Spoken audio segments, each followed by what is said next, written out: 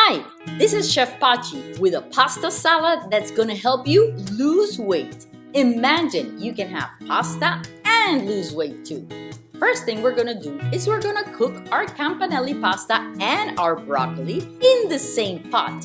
It is super simple. They take 3 minutes to cook and that's it. Place our campanelli pasta in the boiling water. Once 2 minutes have passed, we place the broccoli and its stems. Cover for 1 minute and you're ready to take everything out from the pot, broccoli and pasta. Now we're gonna flavor this delicious mixture with some olive oil, salt and pepper, white onion, red bell peppers that have been grated or pimentos, and Pachi's delicious Italian vinaigrette.